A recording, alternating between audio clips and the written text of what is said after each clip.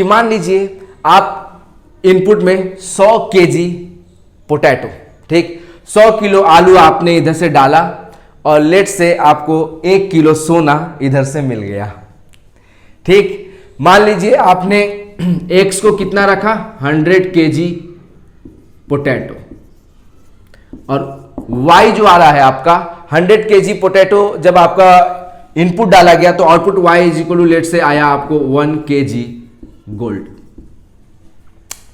ठीक। फिर जब हम लोगों ने 200 केजी पोटैटो डाला, लेट से हम लोग अपना ये जो x है, ठीक, our input, y our output, हम लोगों ने जब 100 केजी पोटैटो डाला तो हम लोगों को लेट से 1 किलोग्राम गोल्ड मिल गया, हाँ कि नहीं। हम लोगों ने 200 केजी पोटैटो डाला और हमें 2 केजी गोल्ड मिल गया। हमने 300 केजी जब पोटैटो आलू डाला मशीन के अंदर में, हमें 3 किलो सोना मिल गया।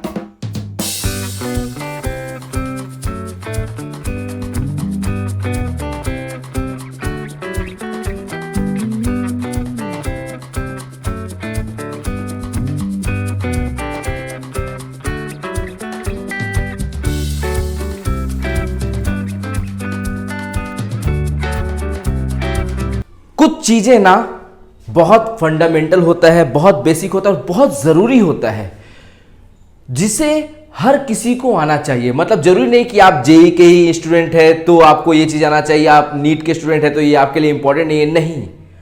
कुछ चीजें जनरल होती है और बेसिक फंडामेंटल होती है जिसे आपको आना ही चाहिए, और वो चीजें अगर आपको आ गया ना तो फिर आपको चीजें समझने में बिल्कुल भी परेशानी नहीं होगी। मतलब आप फिजिक्स का अच्छे से अच्छा न्यूमेरिकल्स को बहुत आसानी से सॉल्व कर सकते हो। तो दोस्तों आज मैं ऐसा ही एक टॉपिक लेकर के आया हूं आपके सामने, function and their graphs. Function एक ऐसा टॉपिक है, फंक्शन बोल सकते हैं कि एक मतलब ये आपको क्लास 12th में भी मैथ्स में पढ़ना है, या आपको क्लास 11th में भी मैथ्स में पढ़ना है, लेकिन आपको फिजिक्स के लिए भी फंक्शन के बारे में नॉलेज होना बहुत जरूरी है। तो आप चाहे नीट की तैयारी कर रहे हो या आप जेई की तैयारी कर, जेई वालों को तो वैसे भी पढ़ना है, नीट वालों के लिए मेरा मतलब मैं स्पेशली नीट वालों के लिए कहना चाहता हूं कि जो नीट के स्टूडेंट्स हैं उन्हें भी मैथ्स के कुछ पोर्शंस को बहुत स्ट्रांग करना पड़ेगा, तब आपकी फिजिक्स स्ट्रांग होगी। अदरवाइज आप बायो में तो स्कोर कर लेंगे, केमिस्ट्री में स्कोर कर लेंगे, लेकिन फिजिक्स में स्कोर करने में आपको दिक्कत हो सकती है। तो दोस्तों ये वैसा ही एक टॉपिक है जो कि फिजिक्स में हर जगह पर इस्तेमाल होता है इसका, और ये आपका कह सकते हैं कि बहुत ही ज्यादा इंपॉर्टेंट टॉपिक है। तो चलिए बिना समय बर्बाद किए हम लोग अपना आज का वीडियो शुरू करते हैं। Myself MD Shahbaz Salim and I have done BTech and MTech from IIT BHU Varanasi and I have been teaching physics for past 12 years. तो दोस्तों सबसे पहले जो हम लोग पढ़ेंगे आज के वीडियो में वो है व्हाट इज फंक्शन, कि फंक्शन क्या है। मतलब हम लोग फिजिक्स के टर्म में समझेंगे फंक्शन को, मैथ्स के टर्म में नहीं, हम लोग फिजिक्स के टर्म में समझेंगे। ऑल्दो अगर आप ये समझ गए तो मैथ्स में भी आप सेम चीज अप्लाई कर सकते हो, मतलब आप मैथ्स के भी क्वेश्चन बना सकते हो। आज का वीडियो जो भी हम लोग पढ़ेंगे उन टॉपिक से रिलेटेड। तो सबसे पहले फंक्शन क्या है। तो दोस्तों फंक्शन को समझना है ना आपको, तो इसके लिए मेरे पास एक बेस्ट एग्जांपल है। मान लीजिए ये कोई ऐसा एक मशीन है, ये क्या है आपका कोई एक मशीन, ठीक। ये उसका क्या है इनपुट, ये क्या है उसका इनपुट। मतलब मान लीजिए कि हम लोग मशीन में जो रॉ मटेरियल्स है ना, वो रॉ मटेरियल्स हम लोग इधर से डालते हैं तो हमें इधर से हमारा फाइनल प्रोडक्ट मिलता है। Let's say this is output. Okay, समझने के लिए आप ऐसा समझ सकते हो कि ये हम लोग का क्या है, कोई एक मशीन है, और इस मशीन में अगर हम लोग कुछ भी ऐसा डालते हैं, रॉ मटेरियल्स कह लीजिए, मतलब बेसिकली इनपुट, तो इधर से हम लोग को हमारा फाइनल प्रोडक्ट मिलता है, दैट इज आवर आउटपुट। तो ये जो इनपुट है ये है आपका input is let's say x, और आउटपुट जो है वो है लेट्स से y। तो अगर मान लीजिए, ठीक, एक बहुत ही बेहतरीन एग्जांपल मैं लेना चाहूंगा कि मान लीजिए आप इनपुट में 100 केजी पोटैटो, ठीक, 100 किलो आलू आपने इधर से डाला और लेट से आपको 1 किलो सोना इधर से मिल गया, ठीक। मान लीजिए आपने x को कितना रखा, 100 केजी पोटैटो, और y जो आ रहा है आपका 100 केजी पोटैटो, जब आपका इनपुट डाला गया तो output y is equal to late से आया आपको 1 केजी गोल्ड। ठीक, फिर जब हम लोगों ने 200 केजी पोटैटो डाला, लेट से हम लोग अपना ये जो x है, ठीक, our input y our output, हम लोगों ने जब 100 केजी पोटैटो डाला तो हम लोगों को लेट से 1 किलोग्राम गोल्ड मिल गया, हाँ कि नहीं। हम लोगों ने 200 केजी पोटैटो डाला और हमें 2 केजी गोल्ड मिल गया। हमने 300 केजी जब पोटैटो आलू डाला मशीन के अंदर में, हमें 3 किलो सोना मिल गया। तो इसका मतलब क्या है कि हम लोगों को जो भी आउटपुट मिल रहा है वो डिपेंड कर रहा है किस पे, इनपुट पे, कि भाई इनपुट क्या है, यस और नो। तो जो आउटपुट है आपका वो किसका फंक्शन हो गया, हम लोग बोलेंगे यहां पर फंक्शन वो एक्स का हो गया। एक्स जैसे जैसे चेंज करेगा वाई भी आपका वैसे वैसे चेंज करेगा। तो इसका मतलब क्या है कि वाई अब किस पे डिपेंड कर रहा है, आपका आउटपुट किस पे डिपेंड करता है, आपका इनपुट पे। आपने कितना आलू डाला उसके करस्पॉन्डिंग आपको उतना ही सोना मिलेगा। ज्यादा आलू डालेंगे ज्यादा सोना मिलेगा, हाँ कि नहीं। तो समझने के लिए बेस्ट एग्जांपल है, बच्चों को बहुत मजा आता है। तो आई होप कि आप लोग ये एग्जांपल समझ गए होंगे। तो अब यहां से हम लोग क्लियर कट कह सकते हैं कि जो हम लोग का आउटपुट है y वो डिपेंड कर रहा है इनपुट पे, मतलब वो बेसिकली हम लोग बोलेंगे कि वो क्या है, इनपुट का x का क्या है, फंक्शन है। फंक्शन कुछ भी हो सकता है, जैसे यहां पर आपका 100 केजी पोटैटो जो है वो आपका बन जा रहा था क्या, 1 केजी गोल्ड। यानी अगर ये x है तो ये बेसिकली x बाई 100 है। 2 केजी पोटैटो पे आपको 2 केजी गोल्ड मिल रहा था, ठीक। इसका मतलब क्या है कि बेसिकली यहां पर आपका जो आउटपुट है y वो बेसिकली क्या है, आपका x जो भी है आपका बाई 100, 200 बाई 100 क्या मिलेगा आपको, 2 मिलेगा। तो हम लोग कह सकते हैं ना कि हम लोग का यहां पर जो आउटपुट है y वो बेसिकली x बाई 100 है। यानी y जो है आपका वो ऐसा नहीं है कि कुछ रैंडम है, रैंडम नहीं है। जैसे हर मशीन में ऐसा कुछ नहीं ना, अब इसमें आपने जैसे जो इनपुट रखा उसी हिसाब से आपको आउटपुट आएगा, क्योंकि जो मशीन है, समझने के लिए आपका जो मशीन है वो एक पार्टिकुलर फंक्शन फॉलो कर रही है, ऐसा नहीं कि आर्बिट्ररी कुछ भी हो जाएगा। तो हम लोग यहां पर कह सकेंगे y is equal to f of x, और यहां पर हम लोग का y जो हो जाएगा वो x का कैसा फंक्शन होगा, x बाई 100 टाइप का फंक्शन होगा। तो कहीं पे भी आपको y is equal to f of x मिल जाए, इसका मतलब सिंपल हम लोग क्या समझ जाएंगे कि y is a function of x। जैसे y इज इक्वल टू आपको कहीं पर मान लीजिए y is equal to f of t मिल जाए, तो हम लोग बोलेंगे कि y is a function of t, या आपको एफ ऑफ टी स्क्वायर मिल जाए तो y is a function of t square, या आपको f is equal to t cube मिल जाए, यानी y is a function of T cube. ये आपका बेसिकली इनपुट और ये आपका क्या होता है, आउटपुट। तो ये होता है दोस्तों एकदम आसान शब्दों में फिजिक्स के लिए फंक्शन का मतलब। तो आई होप कि आप फंक्शन का मतलब समझ गए होंगे। तो बेसिकली ये जो वीडियो है आपका ये सिर्फ फंक्शन पे नहीं है कि आप फंक्शन में, तो बस आपको क्या समझना है कि फंक्शन किसे कहते हैं, फंक्शन क्या होता है। मेन आपको क्या है ना, हर डिफरेंट टाइप्स के फंक्शंस का ग्राफ। तो ब्रॉड कैटेगरी में देखिए ग्राफ बहुत इंपॉर्टेंट है। अगर फिजिक्स आपको सीखना है तो फिजिक्स के लिए ग्राफ जो है वो बहुत इंपॉर्टेंट है। हर चैप्टर में हर जगह पर आपको इक्वेशंस मिलेंगे, इक्वेशंस का ग्राफ आपको बनाना पड़ेगा। तो अगर आप ग्राफ में अगर कच्चे रह गए तो आप फिजिक्स में भी कच्चा ही रह जाइएगा। तो मैथ्स वाले बच्चे जो है वो तो वैसे भी मैथ्स में सीख लेते हैं, जो नीट वाले बच्चे हैं मैं उनके लिए मतलब कहूंगा कि आप थोड़ा ज़्यादा फोकस करें और इन चीज़ों की ना बार बार आप प्रैक्टिस करो। तो क्या होगा कि इससे आपको मतलब फिजिक्स के लिए जितना मैथ्स आपको आना चाहिए आपको उतना मैथ्स आ जाएगा, ठीक, जो कि बहुत ज़रूरी है। अगर आपको फिजिक्स में आप तो देख ही रहे हैं आजकल नीट का कट ऑफ तो आपने देखा 720 में 720 कई बच्चे लेकर के आ रहे हैं, मतलब समझ रहे, स्कोर करना आसान हो गया है। तो अगर आपको फुल स्कोर करना है तो आपको फिजिक्स में भी फुल स्कोर होना ही पड़ेगा, लेकर आना ही पड़ेगा आपको फुल स्कोर फिजिक्स में।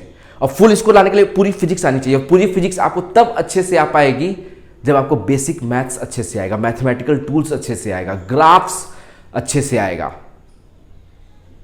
तो चलिए अब हम लोग शुरू करते हैं क्या, graphs of basically different types of functions.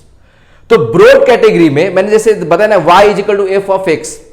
अब फंक्शन कैसा भी हो सकता है, फंक्शन आपका y is equal to x square भी हो सकता है, फंक्शन आपको y is equal to x cube भी हो सकता है, फंक्शन आपको y is equal to x square plus x cube plus 1 ऐसे भी हो सकता है, function y is equal to sine x भी हो सकता है। फंक्शन तो कई तरह के हो सकते हैं, लेकिन ब्रॉड कैटेगरी में फंक्शंस को 4 ब्रॉड कैटेगरीज में डिवाइड किया गया है। तो जो फंक्शंस है इनके 4 ब्रॉड कैटेगरीज है। जैसे सबसे पहला है आपका क्या, अलजेब्रिकल फंक्शन, दूसरा है आपका ट्रिगोनोमेट्रिकल फंक्शन। ठीक, पहला आपको अलजेब्रिकल फंक्शन, दूसरा आपको ट्रिग्नोमेट्रिकल फंक्शन, तीसरा है आपका एक्सपोनेंशियल फंक्शन एंड चौथा है आपका लॉगरिदमिक फंक्शन। अलजेब्रिकल फंक्शन बोले तो y is equal to x का पावर n टाइप का function, y is equal to x square, y is equal to x cube, y is equal to x square plus x cube, y is equal to x का power anything. ऐसे function जिसका base क्या होता है, variable, और power क्या होता है, कांस्टेंट, उसको हम लोग कहते हैं क्या, अलजेब्रिकल फंक्शन। ऐसे फंक्शन जिसमें आपका पावर क्या हो जाए, कांस्टेंट, और बेस क्या हो, वेरिएबल, तो ये होता है क्या आपका अलजेब्रिकल फंक्शन। ट्रिग्नोमेट्रिकल फंक्शन बहुत तरह के होते हैं, जैसे y is equal to sine x, cos x, tan x, sec x, cot x, cosec x, जो आप पढ़े हो नॉर्मली क्लास 10th में ट्रिग्नोमेट्री। तो ये सब क्या होते हैं आपका ट्रिग्नोमेट्रिकल फंक्शंस में आते हैं। एक्सपोनेंशियल फंक्शन, तो जिसमें आपका एक्सपोनेंट वेरिएबल हो जाए, जैसे y इज इक्वल टू आप e का पावर x कह दीजिए, e यूलर नंबर एक कांस्टेंट होता है 2.78, या फिर आप y is equal to a का पावर x, जहां पर a आपका 1 से बड़ा कुछ भी हो सकता है, 0 से 1 के बीच में कुछ भी हो सकता है, 1 नहीं हो सकता है। 1 हो जाएगा तो 1 का पावर एनीथिंग तो 1 ही रहेगा, तो वो 1 नहीं होना है। 0 से 1 कुछ भी हो सकता है और 1 से बड़ा कुछ भी हो सकता है, 1 नहीं हो सकता है। तो ये क्या है, एक्सपोनेंशियल फंक्शन। जैसे एग्जांपल के तौर पे y इज इक्वल टू 2 का पावर x, ये एक एक्सपोनेंशियल फंक्शन है, यहां बेस कांस्टेंट है, पावर वेरिएबल है, 2 का पावर x और x का पावर 2। कई लोग क्या है ना, कई लोग जेई की तैयारी करते हैं, उन्हें अंत तक पता नहीं होता है कि x का पावर 2 और 2 का पावर x में अंतर क्या है। नहीं समझ में आता उन्हें कि x का पावर 2 एक अलजेब्रिकल फंक्शन है और 2 का पावर x एक एक्सपोनेंशियल फंक्शन है।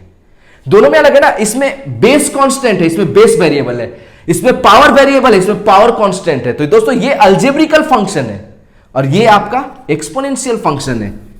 तो y इज इक्वल टू 2 का पावर x हो गया, y इज इक्वल टू 3 का पावर x हो गया, ये सब आपका क्या है, ये सब आपका एक्सपोनेंशियल फंक्शन है, जहां पर एक्सपोनेंट पावर आपका क्या होता है, वेरिएबल। लास्ट में logarithmic function y is equal to log base e x, हाँ कि नहीं, डिस्कस करेंगे हम लोग लॉगरिथमिक फंक्शन को अलग से।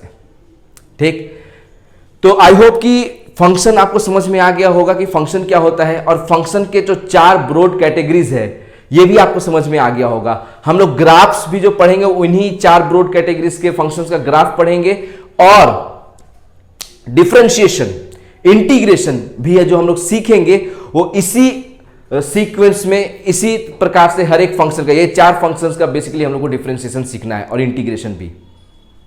इतना आपको आ गया, आप मैथ्स का भी डिफरेंशिएशन और इंटीग्रेशन का सवाल को सॉल्व कर सकते हो। तो चलिए स्टार्ट करते हैं।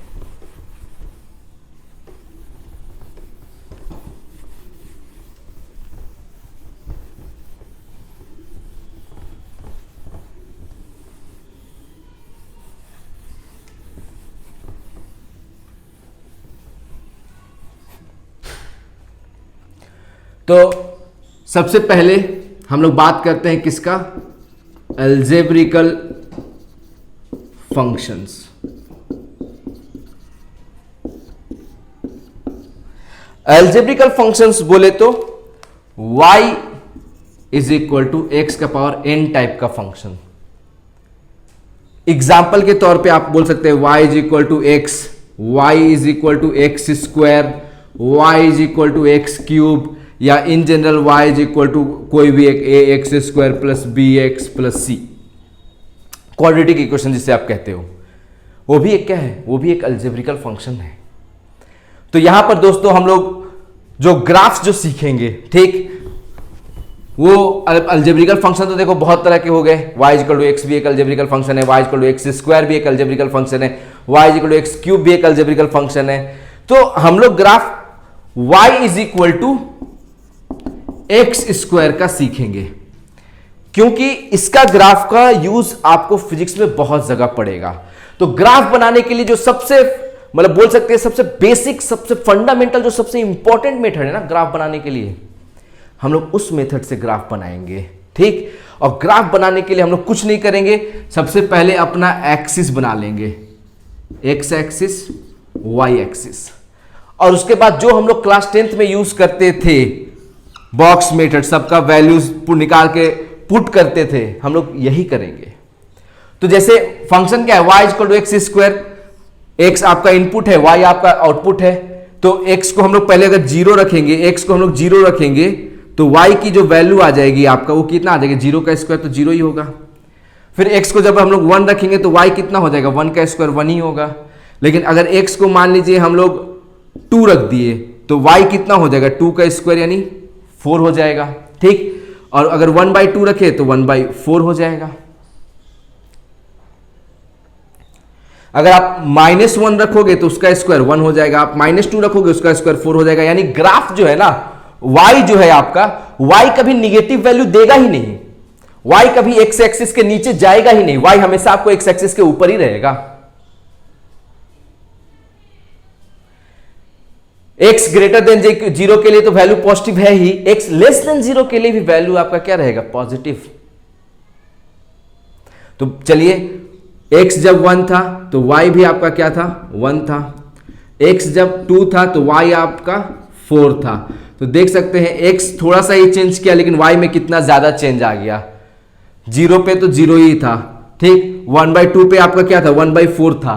तो ग्राफ जो उठेगा आपका, वो ग्राफ आपका ऐसा उठेगा, ठीक। और निगेटिव साइड में भी -1 पे आपका वैल्यू क्या था, -1 पे तो आपको 1 ही आया था ना, और -2 पे आपका वैल्यू जो है वो तो 4 ही आया था।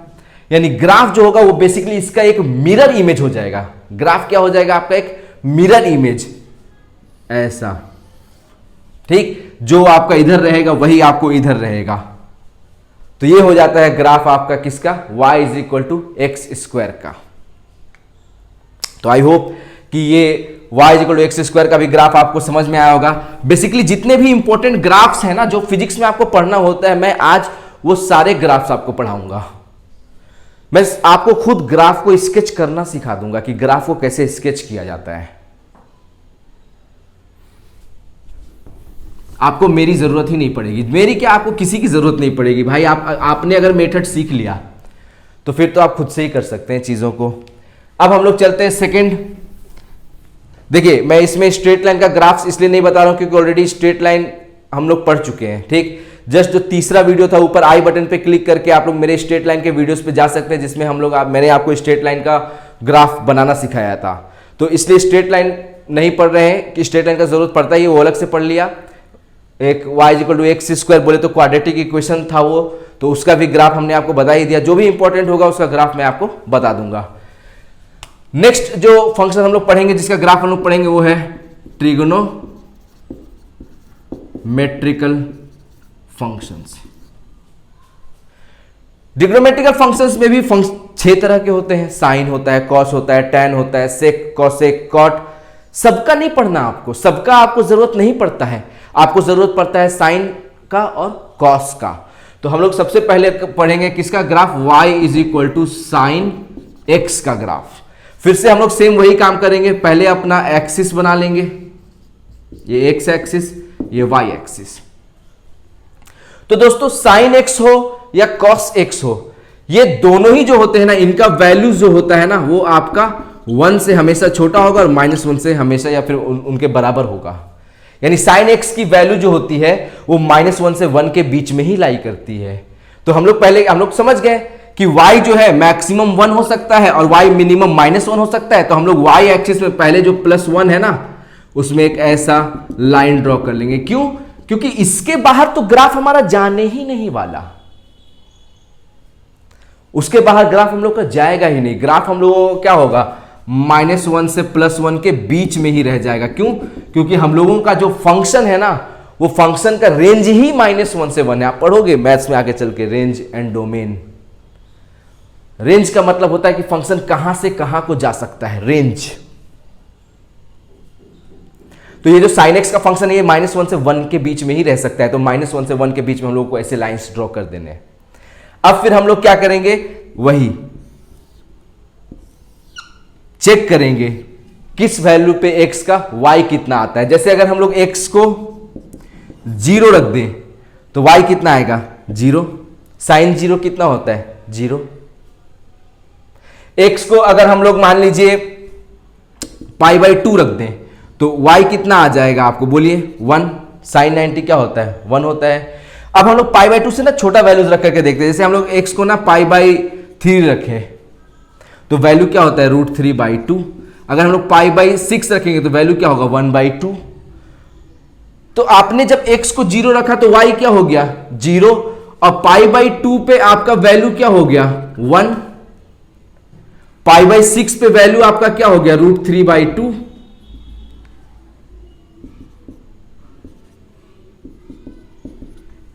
ठीक, 0 पे क्या है, 0। π/4 पे आपको क्या हो जाएगा, कुछ आपको 1/√2। तो जो ग्राफ आपको चला, मतलब वैल्यूज अगर आप इनको अगर आप कनेक्ट करोगे तो कनेक्ट करके ग्राफ आपको कुछ ऐसा मिलेगा।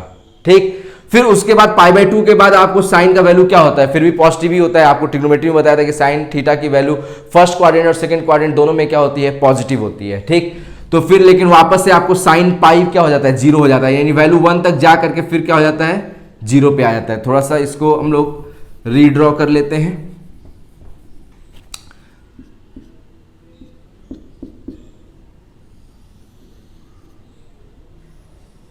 जीरो पे 0, π/2 पे 1 और पाई पे वापस 0।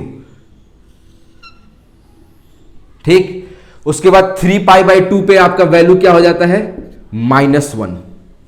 एंड फिर से आपको 2π पे वैल्यू क्या हो जाएगा, 0। यानी ग्राफ फिर आपको ऐसे जा करके ऐसे हो जाएगा। तो ये साइन थीटा का पूरा एक साइकिल हुआ। एक साइकिल करने में जो उसका टाइम पीरियड होता है साइन एक्स का, वो 2π होता है। 2π टाइम में साइन एक्स आपको क्या होता है, पूरा एक साइकिल कर लेता है। मतलब ये आपको ऐसे समझने के लिए बता दे रहे हैं। मतलब आगे चल करके आप जब चीजें पढ़ोगे तो आपको समझ में आ जाएगा कि मैं अभी आपको क्या कह रहा हूं। ठीक, तो बस अभी क्या है, हल्का याद रख लेता है कि उस समय जब वो चीजों का इस्तेमाल हो, टीचर्स आपके क्लास में यूज करे, तो आप पहले से समझ जाओ कि अच्छा हाँ ये तो ये होता है। तो 2π ना जो होता है वो साइन थीटा का पीरियड होता है। मतलब इतना समय के बाद ग्राफ वापस अपने आप को रिपीट करता है। मतलब अब इसके आगे ना मुझे वापस से प्लॉट करने की जरूरत नहीं है, ग्राफ अपने आप को क्या करेगा, रिपीट करेगा ऐसा।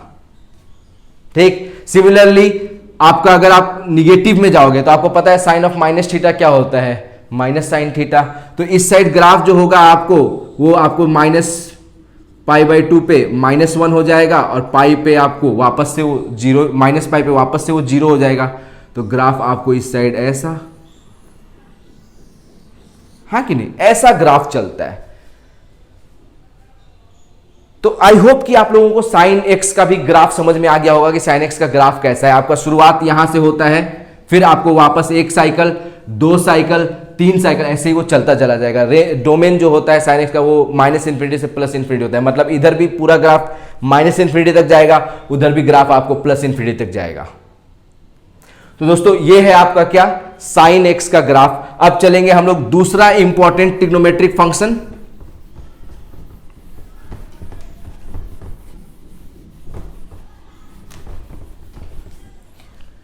y = cos x। दोस्तों जितना इंपॉर्टेंट साइन थीटा है आपके लिए उतना ही इंपॉर्टेंट कॉस थीटा है। मतलब जितना साइन एक्स आपको साइन एक्स का ग्राफ आना चाहिए तो आपको कॉस एक्स का भी ग्राफ आपको आना चाहिए। तो y is equal to cos x. Same सबसे पहले हम लोग अपना क्या करेंगे, एक्सिस बना लेंगे, x axis y axis. Then again हम लोगों को ये फिर से ये बात दिमाग में डालनी होगी, कॉस एक्स की भी वैल्यू -1 से +1 के बीच में ही होता है। मतलब कॉस एक्स का और साइन एक्स का जो रेंज होता है, रेंज सेम होता है, -1 से +1।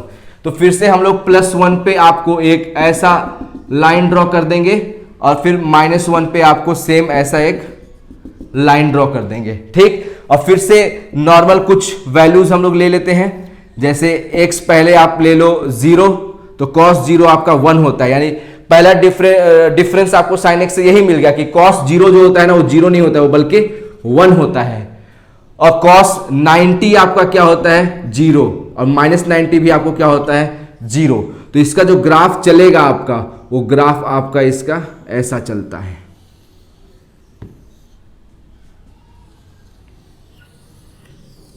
ऐसा, ठीक। cos आपको पाई वैल्यू -1 हो जाता है एंड cos आपको ये आपको 3π/2 वो भी आपको क्या होता है, 0। जहां sin 90 1 होता है, cos 90 0 होता है। sin 270 डिग्री बोले तो sin 3π/2 -1 होता है, cos 3π/2 आपको 0 होता है। मतलब जहां जहां मतलब बेसिकली थोड़ा सा आप मान सकते हो कि ये उसका एक तरह से क्या है कि जैसे sin ऑफ 90 - थीटा आपको बेसिकली क्या होता है, cos थीटा होता है, ठीक। तो यहां तक क्लियर है सबको, बोलिए। तो आपको cos x का भी ग्राफ बनाना आ गया। तो दोस्तों बहुत ही कम समय में हम लोग बहुत अच्छे से हम लोग अपना मैथ्स सीख लेंगे, वो मैथ्स जो हमें जरूरत है क्या सीखने के लिए, फिजिक्स सीखने के लिए। दोस्तों आप चाहे नीट का प्रिपरेशन कर रहे हो, आप चाहे जेई का प्रिपरेशन कर रहे हो, या आप सिर्फ बोर्ड्स का पढ़ाई कर रहे हो, आप हमारा वीडियो को बिल्कुल आराम से देख सकते हैं। आपको ना तो समझने में कोई दिक्कत होगी, ना पढ़ने में कोई दिक्कत होगा, और आपसे ऐसा नहीं होगा कि न्यूमेरिकल्स नहीं बने, आपसे न्यूमेरिकल्स भी बनने लगेंगे, वो चाहे जेई मेंस के न्यूमेरिकल्स हो, जेई एडवांस के न्यूमेरिकल्स हो। बस मैं क्या है ना, मैं आपको फिजिक्स सिखाऊंगा, प्योर फिजिक्स।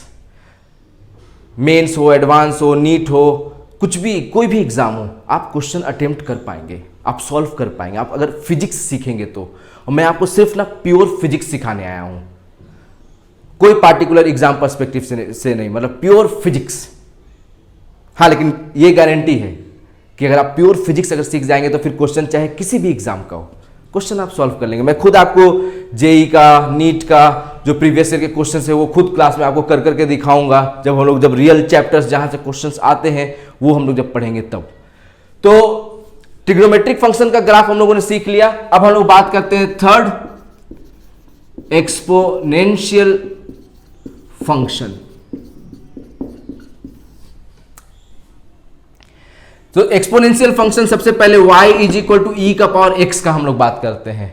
तो दोस्तों अगर हम लोग वैल्यूज अगर चेक करेंगे, जब x की वैल्यू 0 होगी, x जब आपका 0 होगा तो e का पावर 0 1 हो जाएगा। x का वैल्यू जब 1 हो जाएगा तो y क्या हो जाएगा, e। x का वैल्यू 2 हो जाएगा तो y क्या हो जाएगा, e स्क्वायर। और x की वैल्यू जब -1 होगी तो y क्या हो जाएगा आपको 1/e। x की वैल्यू जब -2 हो जाएगी तो y 1/e स्क्वायर। और e एक यूलर नंबर है, 2.78 उसकी 2.7 समथिंग समथिंग समथिंग उसका वैल्यू होता है। वो एक ऐसा नंबर है जो 1 से बड़ा है, उसको अगर इन्वर्स करोगे उसकी वैल्यू घटेगी, पावर बढ़ाते चले जाओगे वैल्यू और घटते चली जाएगी।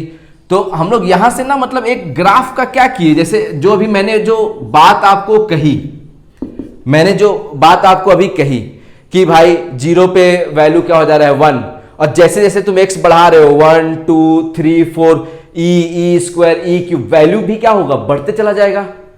प्लस पावर में बढ़ रहा है, मतलब x का उतना इंक्रीज नहीं है लेकिन y का काफी ज्यादा इंक्रीज है। और निगेटिव साइड में x लेस देन 0 के लिए -1 पे 1/e, -2 पे 1/e स्क्वायर, वैल्यू घटते चला जा रहा है।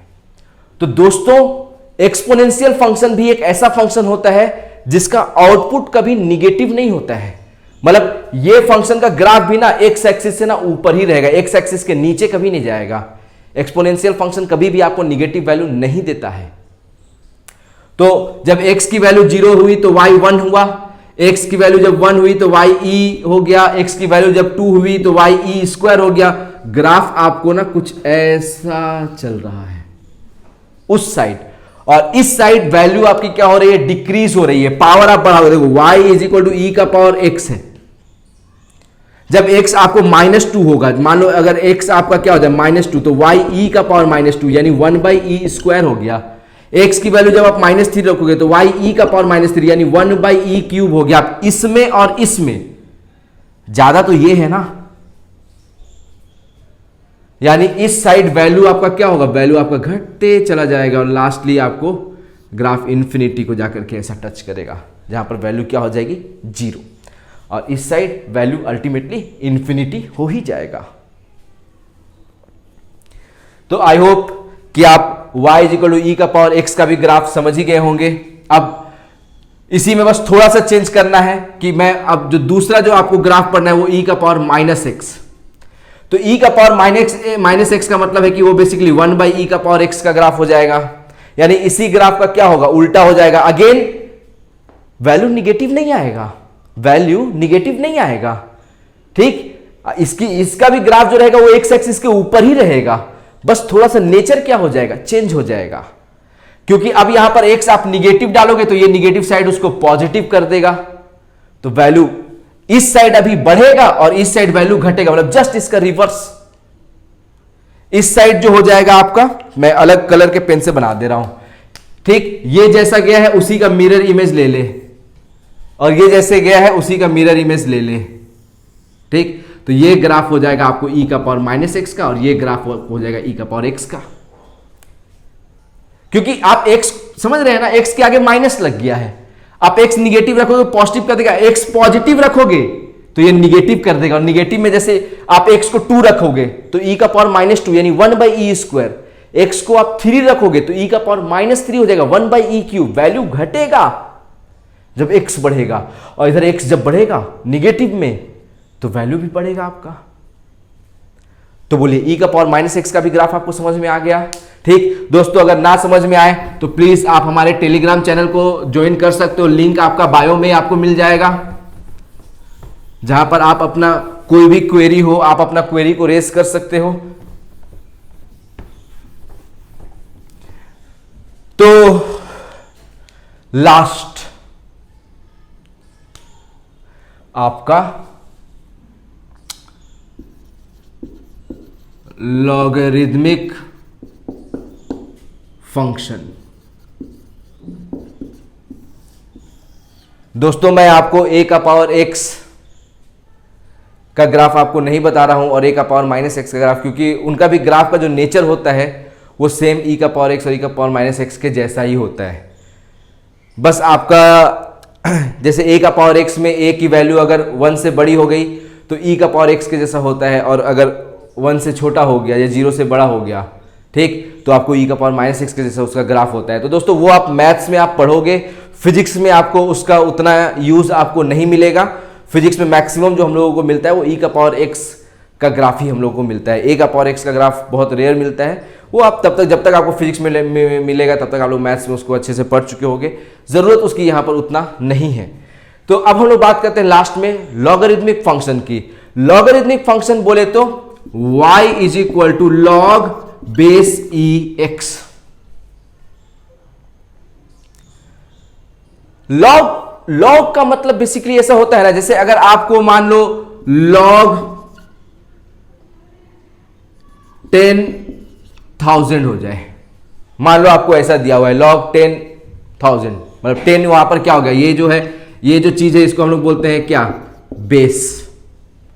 बेस आपका ई भी हो सकता है, यूलर नंबर जो होता है, और बेस आपका 10 भी हो सकता है। तो log 10,000 का मतलब है log 10,000 को हम लोग 10 का पावर 3 भी लिख सकते हैं, तो ये बेसिकली आपको ये वैल्यू क्या दे देगा, 3।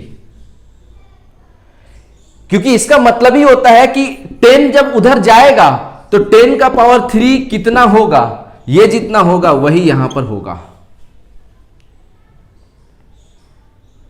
मतलब अगर कोई log, ठीक आसान शब्दों में ऐसे समझिए कि मान लीजिए आपको log 10 बेस 10,000 अगर दिया हुआ है, तो इसका मतलब है कि 10 का पावर हम लोग कितना करेंगे कि उसकी वैल्यू 1000 हो जाए, ठीक। लॉग का मतलब क्या है कि बेसिकली इसका हम लोग पावर कितना करेंगे कि वैल्यू क्या आ जाए, 1000 आ जाए। तो 10 का पावर 3 करेंगे तो 10 का पावर 3 1000 होता है कि नहीं होता है।